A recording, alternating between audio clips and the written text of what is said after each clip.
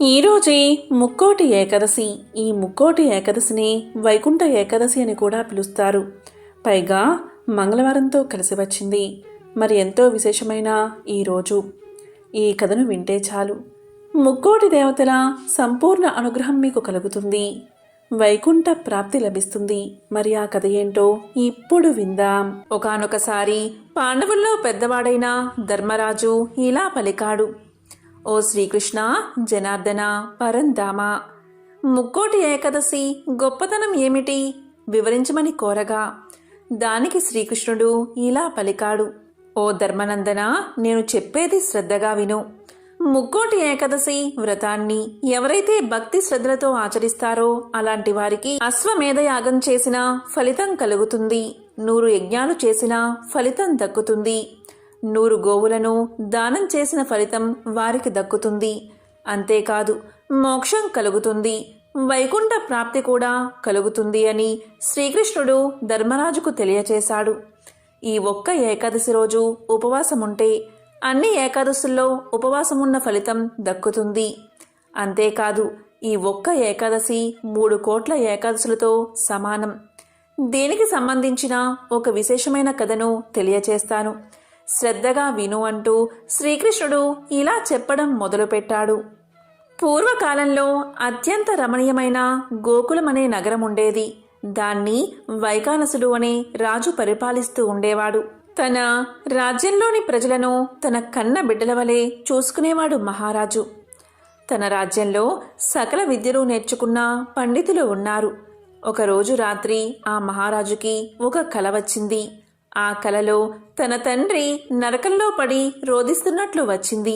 తరువాత రాజుకు మెలకువ వచ్చి కలలో కనిపించిన దృశ్యం చూసి చాలా బాధపడ్డాడు.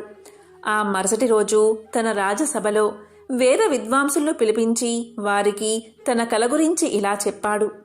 నాకు రాత్రి కలలో నా తండ్రిగారు కనిపించి నరకంలో పడి రోదిస్తున్నట్లు చూశాను. నా తండ్రి నన్ను చూసి ఇలా పలికారు. కుమారా, ఈ నరకంలో బాధలు పడలేకుండా ఉన్నాను. నన్ను ఈ నరకం నుంచి విముక్తిని చెయ్యి అని నాకు తెలియచేశారు. అది చూసినా నా హృదయం చలించిపోయింది. ఆ కల వచ్చినప్పటి నుంచి నా మనసుకు ప్రశాంతత కరువైనది. ఇంత రాజ్యం, ఏనుగులు, గుర్రాలు, రథాలు, భార్యాబిడ్డలు ఉన్నా, ఇంత ధనమున్నా ఆనందం నాకు కలగడం లేదు. కాబట్టి ఏదైనా గ్రంథం చూసి నా తండ్రిని నరకం నుంచి విముక్తిని చేసి మోక్షాన్ని పొందే సలహాను ఇవ్వమని కోరతాడు రాజు. దానికి బ్రాహ్మణులు, వేద విద్వాంసులు ఇలా పలుకుతారు. మహారాజా, మన నగరానికి దగ్గరలోని అరణ్యంలో పర్వతుడు అనే ముని ఆశ్రమం ఉంది. అక్కడికి వెళ్ళి ఆ మహాముని అడిగితే ఏదో ఒక ఉపాయాన్ని తెలియచేస్తాడు. ఆయన భూత, భవిష్యత్, వర్తమాన కాలాలు తెలిసిన మహాజ్ఞాని అని చెప్తారు. తర్వాత రోజు మహారాజు అటవీ ప్రాంతానికి చేరుకుంటాడు. ఆ విధంగా పర్వత మునీంద్రుడి దగ్గరకు వెళ్ళి సాష్టాంగ నమస్కారం చేస్తాడు మహారాజు. అంతటా మునీంద్రుడు కుశల ప్రశ్నలు అడిగి తమ బాధకు కారణం ఏమిటి అని అడుగుతాడు రాజుని. దానికి రాజు జరిగిందంతా చెప్పి, ఓ మునీంద్ర, మీరు సర్వ సమర్థులు. నా తండ్రిని నరక బాధల నుంచి తప్పించి ఏదైనా ఉపాయం ఉంటే ఉపదేశించమని వేడుకుంటాడు మహారాజు. ఆ మాటలు విన్న మునీంద్రుడు తన దివ్య దృష్టితో జరిగింది తెలుసుకుని ఇలా పలుకుతాడు. మహారాజా, నీ తండ్రికి పూర్వజన్మలో 2 భార్యలు ఉన్నారు. వారిద్దరిని సమానంగా ప్రేమించకుండా కేవలం ఒకే భార్యను ప్రేమించి 2వ భార్యను బాధ పెట్టాడు. దానివల్లే నీ తండ్రి ఈ నరక బాధలు అనుభవిస్తున్నాడు అని చెప్పాడు మునీంద్రుడు. మహాముని చెప్పిన మాటలు విన్న మహారాజు, ఓ మునీంద్ర, జరిగిందేదో జరిగిపోయింది. కానీ ప్రస్తుతం నా తండ్రి నరకం నుంచి బయటపడేసే ఏదైనా వ్రతం కానీ దానం కానీ ఉన్నదా? ఉంటే నాకు ఉపదేశించండి అని పలికాడు. దానికి మునీంద్రుడు ఇలా చెప్పాడు. మహారాజా, ముక్కోటి ఏకాదశి రానున్నది. ఆ రోజు నీవు, నీ పరివారము ఏకాదశి ఉపవాస వ్రతాన్ని ఆచరించండి. దీనివల్ల నీ తండ్రి నరకం నుంచి విముక్తుడు అవుతాడు. ఎందుకంటే ముక్కోటి ఏకాదశి మోక్షాన్ని ప్రసాదిస్తుంది. కాబట్టి ఈ ఏకాదశి నీ తండ్రికి తప్పకుండా మోక్షాన్ని ఇస్తుంది అంటాడు మునీంద్రుడు. అంతటా మహారాజు మునీంద్రుడికి ధన్యవాదాలు చెప్పి తన రాజ్యాన్ని చేరుకుంటాడు. ఇంతలో వైకుంఠ ఏకాదశి రానే వచ్చింది. ఆ రోజు వైకానసి మహారాజు తన భార్యాబిడ్డలు మరియు పరివారంతో కలిసి ఏకాదశి వ్రతాన్ని ఆచరించాడు. ఆ పుణ్య ప్రభావం వల్ల ఆకాశం నుంచి పూల వర్షం కురిసింది. తన తండ్రిని దేవతాగణాలు వచ్చి స్వర్గానికి తీసుకువెళ్లారు. అప్పుడు మహారాజు తండ్రి స్వర్గానికి వెళ్తూ భూమి మీద ఉన్న కుమారుడితో ఇలా పలికాడు: నాయనా కుమారా, నీకెల్లప్పుడూ శుభం కలుగుగాక, నీకెల్లప్పుడూ జయం కలుగుగాక అని ఆశీర్వదిస్తూ వెళ్ళాడు. అది విన్న మహారాజు తన పరివారానంతటికీ తన తండ్రి తెలియచేసిన మాటలు చెప్పి ఎంతగానో సంతోషించాడు. కాబట్టి ముక్కోటి ఏకాదశి వ్రతాన్ని ఆచరిస్తే పాపాలన్నీ తొలగిపోతాయి. మరణించిన తర్వాత అలాంటి వారు మోక్షాన్ని పొందుతారు. కాబట్టి ధర్మరాజా, ఈ కథను విన్నంతనే జన్మల పాపాలు తొలగి కోటి జన్మల పుణ్యం వస్తుంది, చివరికి మోక్షం కలుగుతుంది అని శ్రీకృష్ణుడు ధర్మరాజుకు తెలియచేశాడు. ఎంతో పవిత్రమైన విశేషమైన ఈ కథను ఈరోజు విన్నా, చదివినా, చెప్పినా, వినిపించినా జన్మల పాపాలు తొలగి కోటి జన్మల పుణ్యం వస్తుంది, సకల శుభాలు కలుగుతాయి.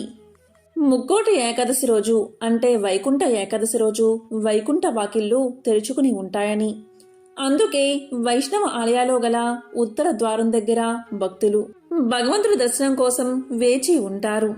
ఈరోజు మహావిష్ణువు గరుడ వాహనంపై 3 కోట్ల దేవతలతో కలిసి భూలోకానికి దిగివచ్చి భక్తులకు దర్శనం ఇస్తాడు. అందుకే దీనికి ముక్కోటి ఏకాదశి అనే పేరు వచ్చింది. ఈరోజు ఉత్తర ద్వారం గుండా దర్శనం ఎందుకు చేసుకోవాలో తెలియచేసే పురాణ కథను ఇప్పుడు తెలుసుకుందాం. పూర్వకాలంలో సమస్త లోకాలు జలమయమై ఉన్న సమయంలో శ్రీ మహావిష్ణువు రావి ఆకుపై తేలియాడుతూ ఉన్నాడు. అప్పుడు శ్రీ మహావిష్ణువు యొక్క నాభి నుంచి బ్రహ్మదేవుడు పుట్టాడు. ఆ బ్రహ్మదేవుడికి సమస్త వేదాలను అందించాడు మహావిష్ణువు. ఆ వేద సంపదతో సృష్టిని ప్రారంభించు అని చెప్పాడు. ఇక సృష్టి కార్యం ప్రారంభమయ్యాక బ్రహ్మలో అహంకారం మొదలై తాను ఎవరో మర్చిపోయాడు. శ్రీ మహావిష్ణువుని కూడా లెక్క చేయలేదు. అప్పుడు శ్రీ మహావిష్ణువు యొక్క చెవి గుమిలోంచి 2 రాక్షసులు పుట్టారు. వాళ్ళే మధు కైటబులు. వాళ్ళని గులిమి రాక్షసులు అని పిలుస్తారు. ఇద్దరికిద్దరే భారీ శరీరాలు. అందులో పెద్దవాడి పేరు మధుడు, రెండవవాడి పేరు కైటబుడు. నీటిలోనే పుట్టి నీటిలోనే పెరుగుతున్న ఆ సోదరులు ఈ తడిలేని పొడితావును వెదుగుతున్నారా అన్నట్లుగా సముద్రమంతా కలియ తిరిగేవారు. ఎదుగుతున్న కొద్దీ వారికి ఎన్నెన్నో సందేహాలు వచ్చేవి. ఈ సముద్రానికి ఏది ఆధారం? అసలు ఈ నీళ్ళెలా పుట్టాయి? ఇవి సరే, మనం ఎలా పుట్టాం? మనకి మూలమేది? ఇలా ఆలోచించారు. సాక్షాత్తు శ్రీ మహావిష్ణువు నుంచి ఆవిర్భవించడం వల్ల వారికి విశేషమైన శక్తులు వచ్చాయి. ఈ మధు కైటబులు అనంత జలరాశిని ఈదుతున్న సమయంలో పద్మాసనంపై బ్రహ్మదేవుడు కనిపించాడు. ఇన్నాళ్లకి చేతులున్నవాణ్ణి చూసేసరికి ఈ అన్నదమ్ములకు చేతులు దురదెక్కాయి. దాంతో వాళ్ళు బ్రహ్మదేవుణ్ణి యుద్ధానికి ఆహ్వానించారు. బ్రహ్మదేవుడు వారిని ఎదిరించి చాలా సంవత్సరాలు యుద్ధం చేసి విసిగిపోయి, నేను వీరిని సృష్టించలేదు, వీరు ఎక్కడి నుంచి వచ్చారు అని తన దివ్య దృష్టితో తెలుసుకున్నాడు. అప్పుడు బ్రహ్మ యొక్క అహంకారం తొలగి శ్రీ మహావిష్ణువును శరణు వేడుకున్నాడు. దానికి మహావిష్ణువు ఇలా పలికాడు: బ్రహ్మదేవా, చూసావా, అహంకారం వల్ల నీకు ఎన్ని కష్టాలు వచ్చాయో, అయినా సరే నేను నిన్ను రక్షిస్తాను అని చెప్పి మధుకైటబులను పిలిచాడు. వారితో మహావిష్ణువు ఇలా పలికాడు: మీరు నా నుంచే ఆవిర్భవించారు కాబట్టి ఈ రాక్షసత్వాన్ని వదిలి ఏం వరం కావాలో కోరుకోండి అన్నాడు.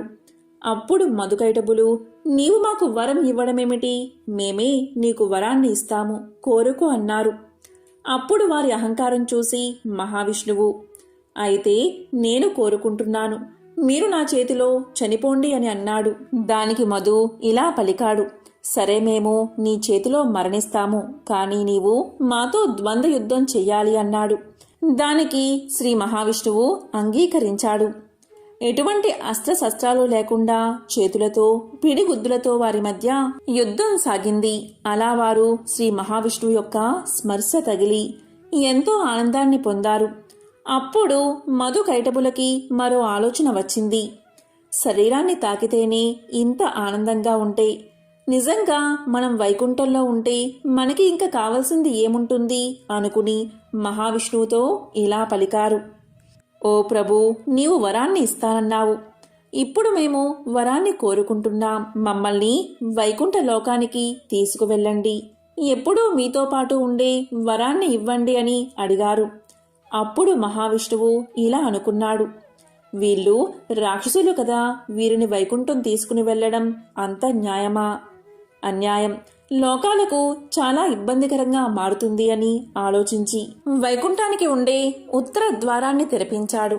ఆ ద్వారం ద్వారా శ్రీ మహావిష్ణువును దర్శించుకున్న మధు కైటబులు విష్ణుమూర్తిలో లీనమవుతూ మరో వరం కోరుకున్నారు.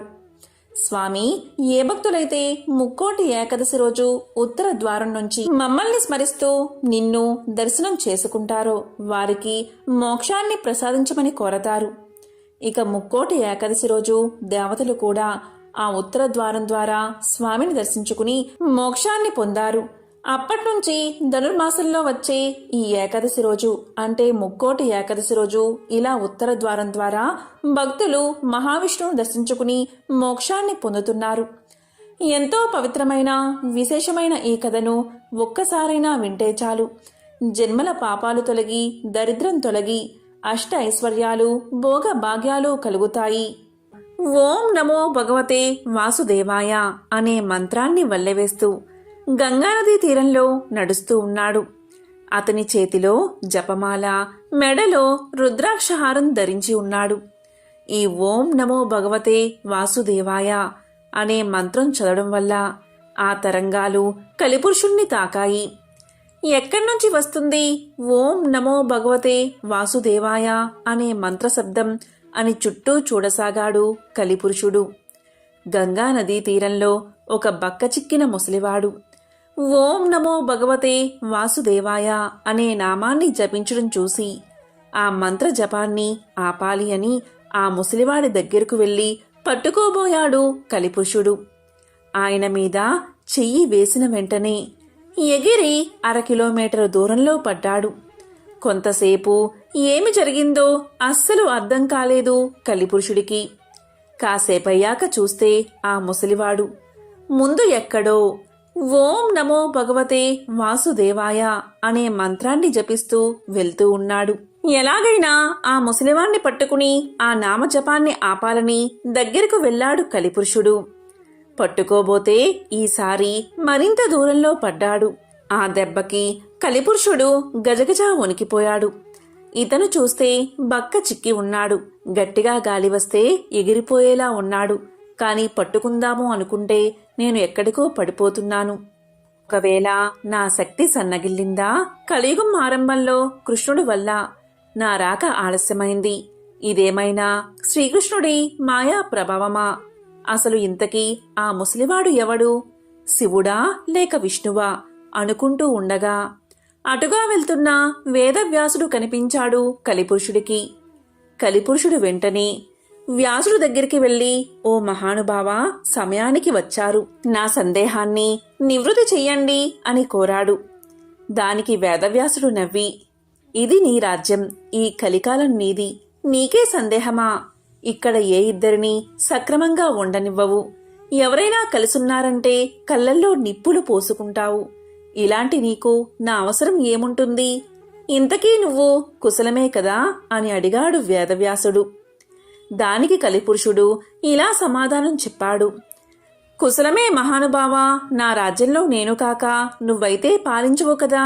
అదిగో ఆ దూరంగా వెళ్తున్నాడే ఆ ముసలివాడు ఎవరు? ఆయన్ని పట్టుకోబోతే నా బలం సరిపోవడం లేదు.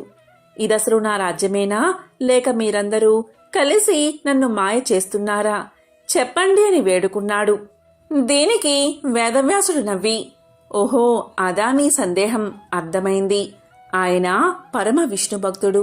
ఆయన జపించే నామం వల్ల విష్ణుశక్తి ఉత్పన్నమై నిన్ను దగ్గరికి రానివ్వడం లేదు.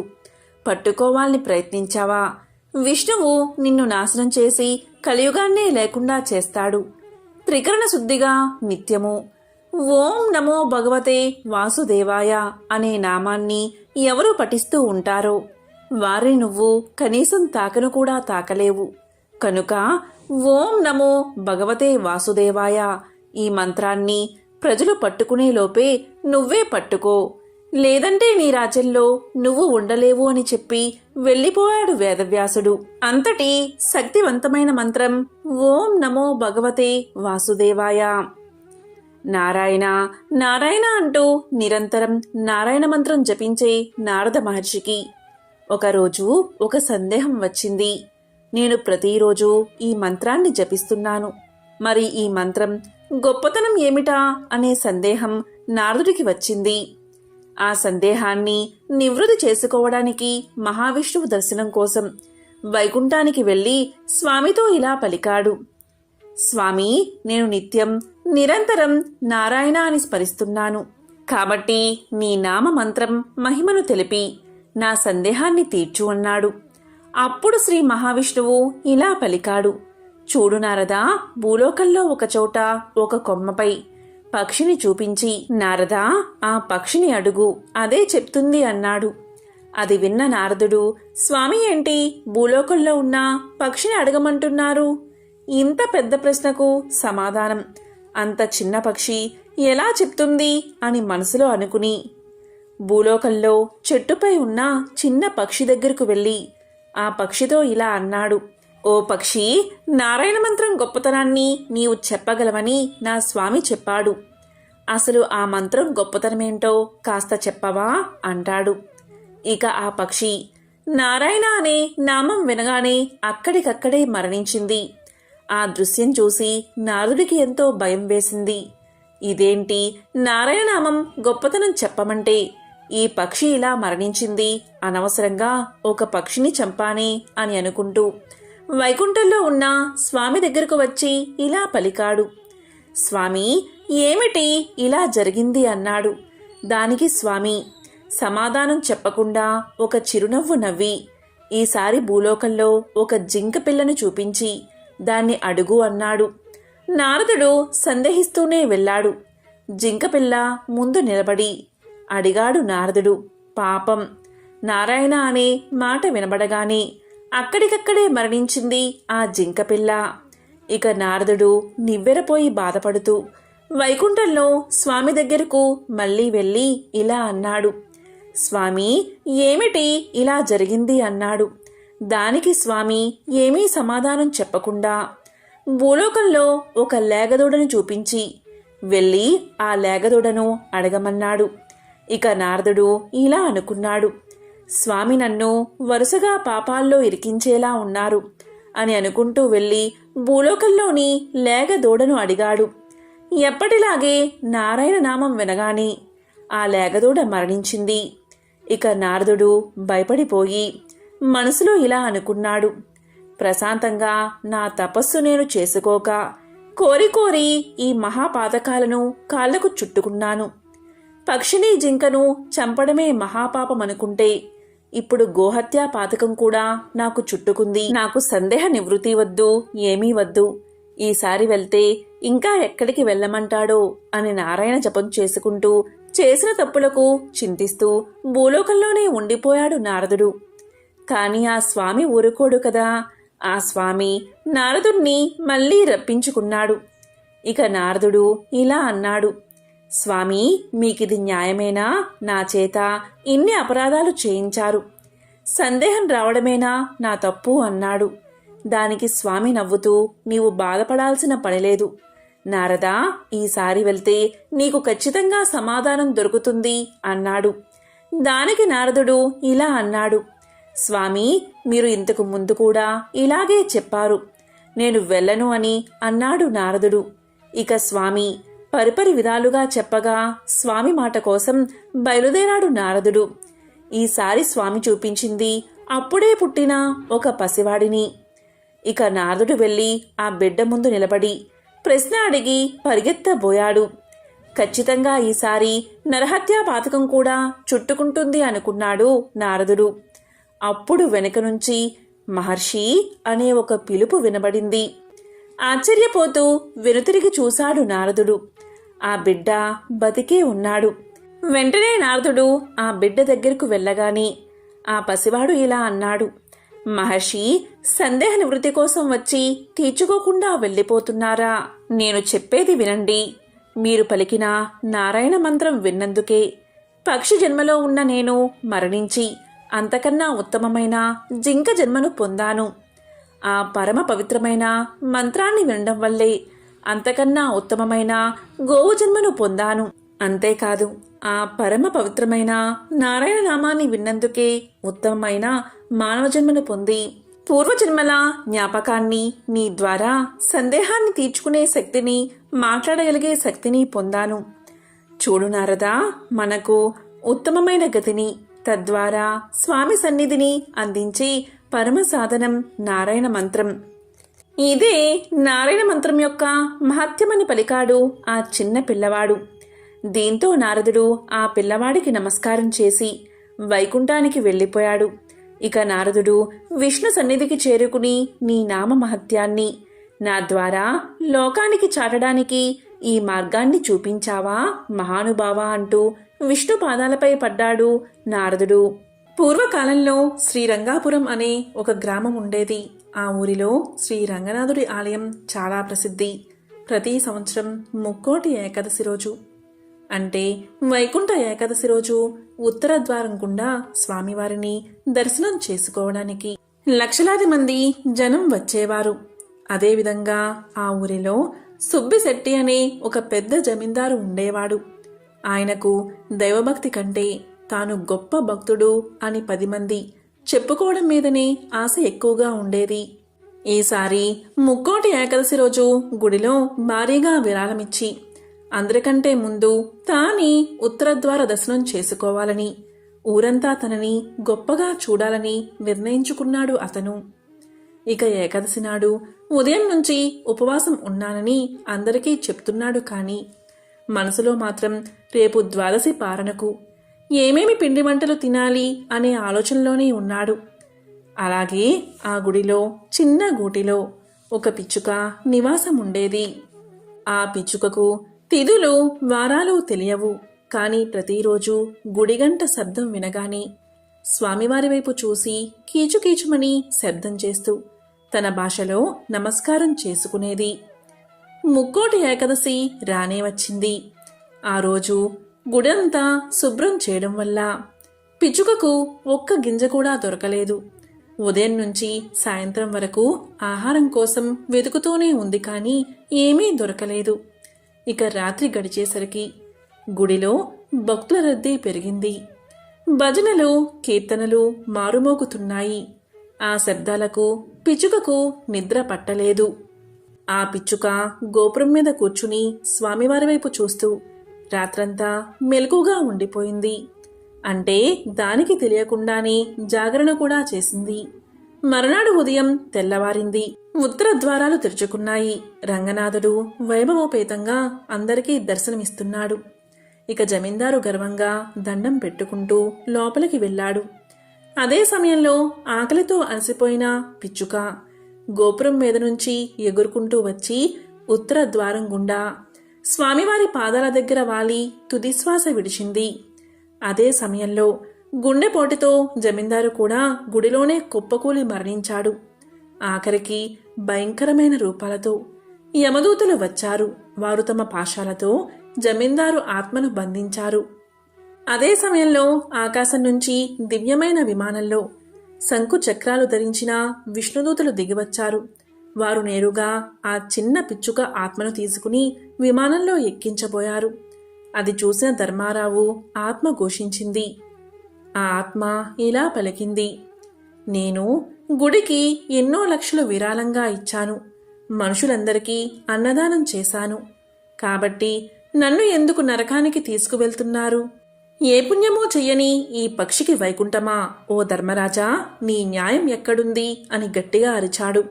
ఆ అరుపులకు సాక్షాత్తు యమధర్మరాజు అక్కడ ప్రత్యక్షమయ్యాడు. పక్కనే విష్ణుదూతలు నవ్వుతూ నిల్చుని ఉన్నారు.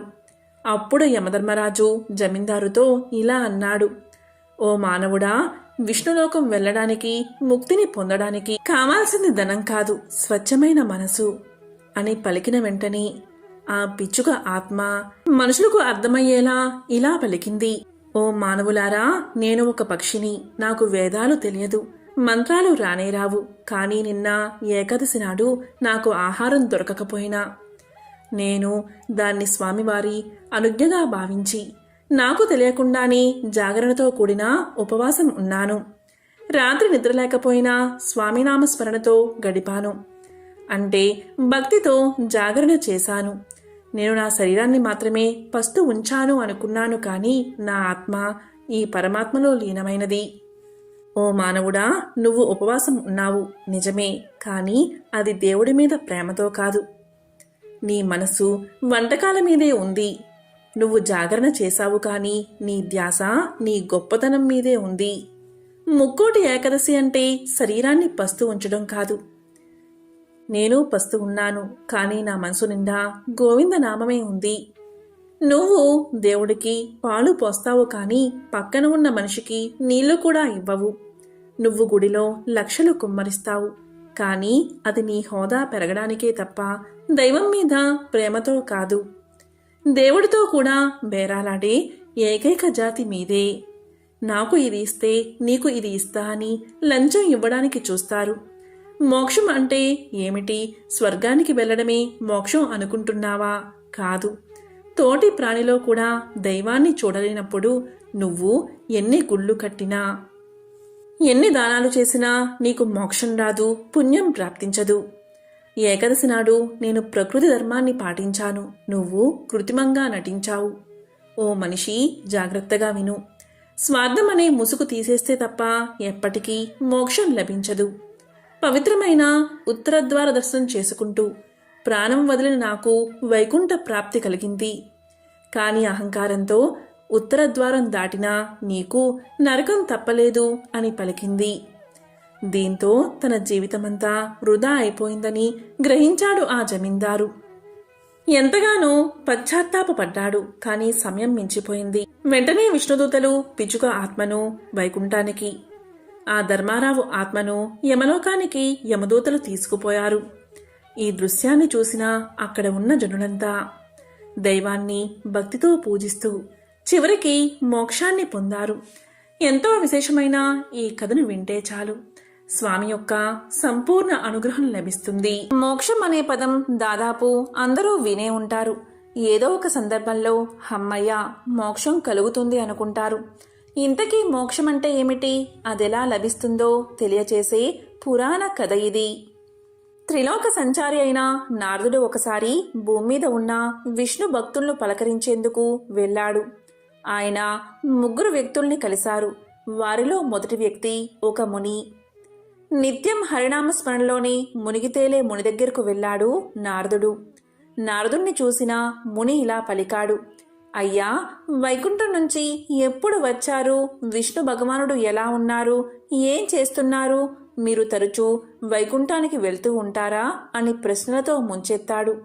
దానికి స్పందించిన నారదుడు ఇలా చెప్పాడు, శ్రీ మహావిష్ణువు బాగానే ఉన్నారు. వైకుంఠానికి నేను తరచూ వెళ్తూనే ఉంటాను అని సమాధానం చెప్పాడు. అప్పుడు ముని ఇలా అడిగాడు, అయితే స్వామి, ఈసారి మీరు వైకుంఠానికి వెళ్ళినప్పుడు నాకు మోక్షం ఎప్పుడు ప్రసాదిస్తారో స్వామివారిని అడగండి అన్నాడు. సరే అని ముందుకు సాగిన నారదుడు ఆ తరువాత చెప్పులు కుట్టే వ్యక్తికి కనిపించాడు. అప్పుడు చెప్పులు కుట్టే వ్యక్తి ఇలా పలికాడు, స్వామి, మిమ్మల్ని చూస్తే సాక్షాత్తు ఆ విష్ణుమూర్తినే చూసినట్లుంది. స్వామివారు ఎలా ఉన్నారు? వైకుంఠం నుంచి మీరు ఎప్పుడు వచ్చారు? ఏం చేస్తున్నారు అని అడిగాడు. అప్పుడు నారదుడు ఇలా చెప్పాడు, స్వామి బాగానే ఉన్నారు. నేను మళ్ళీ అక్కడికే వెళ్తున్నాను. నీ గురించి ఏమన్నా అడగమంటావా అన్నారు నారదులవారు. అప్పుడు చెప్పులు కుట్టేవాడు ఇలా అన్నాడు, అడగడానికి ఇంకేముంది తండ్రి, ఆ స్వామివారి కటాక్షం ఎప్పుడు లభిస్తుందో, నాకు మోక్షం ఎప్పుడు సిద్ధిస్తుందో కనుక్కోండి చాలు అన్నాడు. సరే అన్న నారదుడు వైకుంఠానికి తిరుగు పయనమయ్యాడు. వైకుంఠంలో స్వామివారి దగ్గరకు వెళ్ళిన నారదులవారు తాను భూలోకంలో కలిసిన వ్యక్తుల గురించి చెప్పి వారి సందేహాలు అతని ముందుంచారు. అప్పుడు మహావిష్ణువు ఏమన్నారు అంటే, నారదా, నాలో ఐక్యమయ్యేందుకు ఆ ముని మరెన్నో జన్మలు వేచి ఉండాలి.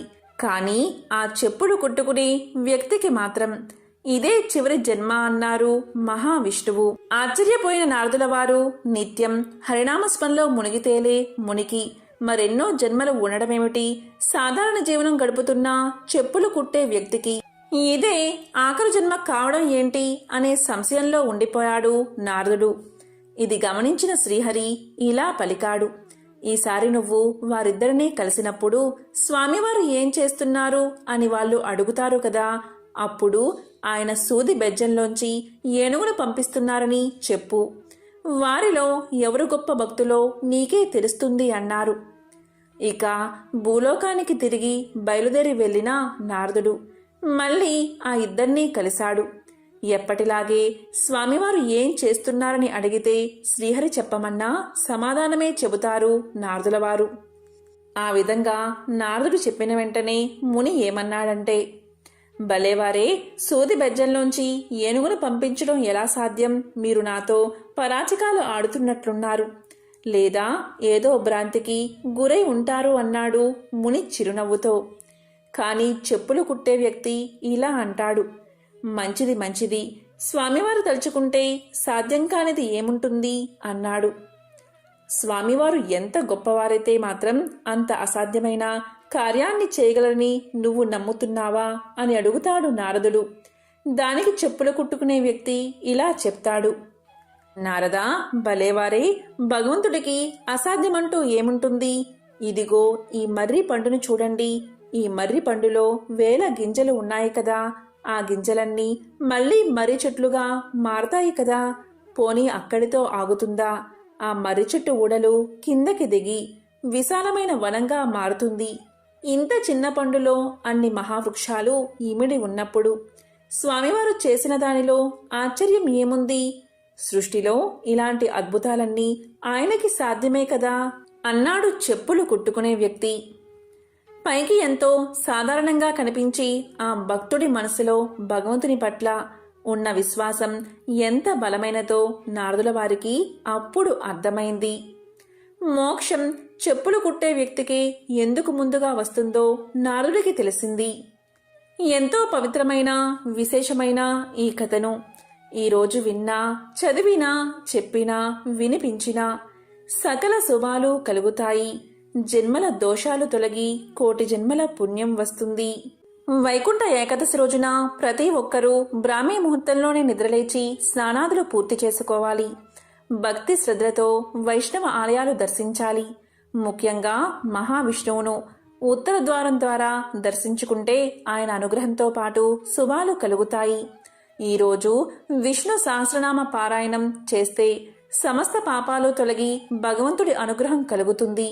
ఈరోజు ఉపవాసముండి ఎవరైతే మహావిష్ణువును ఆరాధిస్తారో, ఉత్తర ద్వారా దర్శనం చేసుకుని విష్ణు సహస్రనామ పారాయణం చేస్తారో వారికి దైవానుగ్రహం కలిగి మోక్షానికి మార్గం ఏర్పడుతుంది.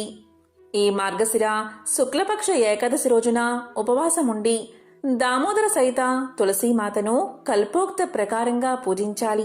ఏకాదశి వ్రతం నిష్ఠగా ఆచరించే వారికి జ్ఞానం కలుగుతుంది. ఈ ముక్కోటి ఏకాదశి రోజు సత్యనారాయణ స్వామి వ్రతాన్ని ఆచరించితే విశేషమైన ఫలితం కలుగుతుంది. ఈ ఏకాదశి తిథి యమప్రీతి, ద్వాదశి తిథి విష్ణు ప్రీతి అని శాస్త్రవచనం. భగవద్గీతలో కృష్ణ పరమాత్ముడు వారాలలో భానువారం, తిథుల్లో ఏకాదశి తిథి నేనే అని చెప్పాడు. ఈరోజు ఉపవాసం ఉండేవారు ఎట్టి పరిస్థితుల్లోనూ భోజనం చేయకూడదు. పళ్ళు, పాలు తీసుకోవచ్చు, తులసి తీర్థం తీసుకోవచ్చు. ఈరోజు వ్రతం ఆచరించాలి అనుకుంటే పరిశుద్ధమైన మనోభావంతో ఉండాలి. మనసులో ఎటువంటి ఆందోళనలు పెట్టుకోకూడదు. మనసులో శ్రీ మహావిష్ణువుని ధ్యానిస్తూ ఓం నమో నారాయణాయ అనే మంత్రాన్ని జపిస్తూ ఉండాలి. ఈరోజు మద్యపానం, మాంసాహారం దూరంగా పెట్టాలి. స్త్రీ సాంగత్యం పనికిరాదు. ఎవరితోనూ దుర్భాషలు ఆడకూడదు. ఈరోజు గోవు కనిపిస్తే దాన్ని తరిమేయకుండా అన్నదానం, నీటి దానం చెయ్యండి. గోవుకు ఎలాంటి హాని కలిగించకండి. ఈరోజు ఎలాంటి పరిస్థితుల్లోనూ అసత్యం ఆడకూడదు. పేదవారికి వస్త్రదానం, బ్రాహ్మణుడికి గోదానం, ఆపన్నులకు అన్నదానం చేయండి. కాబట్టి ఎంతో పవిత్రమైన విశేషమైన ఈ ముక్కోటి ఏకాదశి రోజు ఈ కథలను వింటే చాలు ఆ ముక్కోటి దేవతల అనుగ్రహంతో పాటు లక్ష్మీనారాయణుల అనుగ్రహం, శివ పార్వతుల అనుగ్రహం మీకు లభిస్తుంది. సకల శుభాలు కలుగుతాయి. ఓం నమో నారాయణాయ. ఓం శ్రీ మహాలక్ష్మియే నమః. ఓం నమః శివాయ.